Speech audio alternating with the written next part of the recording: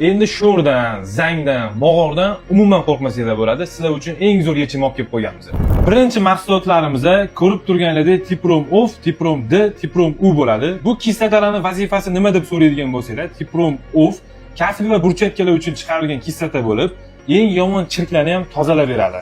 Buni tarkibidagi moddalar burchatkani kraskasiga umuman ta'sir qilmaydi. Endi Tiprom D'ga keladigan bo'lsak, Tiprom D hozirgi paytdagi eng katta muammo bo'lgan travertindan keyin sho'ralash va mog'orlashni oldini oladigan kislota bo'ladi. Bu kislota 3,5 sm devor ichiga singib olib, o'tdagi sho'ralash va mog'orlashni umuman tashqariga chiqarmaydi. Tiprom D 20 litr suvga aralashtirilgandan keyin 100 kvadratga yetadi. Tiprom U ga keladigan bo'lsak, Tiprom U tayyor rastvor hisoblanib, u 8 kvadratga yetadi. Gradisi baland, issig'i juda ham baland bo'lgan joylarga kraska qidirib yursizlarmi, sizlarga yechim olib kelib qo'yganmiz. Rossiya mahsuloti hisoblangan Serta brendidan 1200 gradusgacha turib beradigan aerozol kraskalarni olib kelib qo'ydik.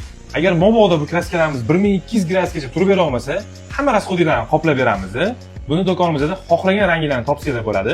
Yana bitta yangilik, Sertadan ekazin hisoblanadi. Bu nima deydigan bo'lsanglar, metalga gruntovka sifatida foydalanasizlar, ustidan kraskani bemalol sepaverasizlar.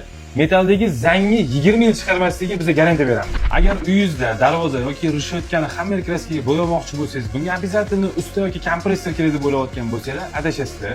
Sizlarga eng zo'r yechim olib kelib qo'yganman. Dubai aerozolli xamir kraskalar bo'ladi. Buni bemalol xonadoningizda o'zingizdan bo'yab tashlaysiz bo'ladi. Agar videoda ko'rsatgan mahsulotlarimiz sizga qiziq bo'ladigan bo'lsa, pastda nomer qoldirganmiz, bemalol olib chiqaverasizlar.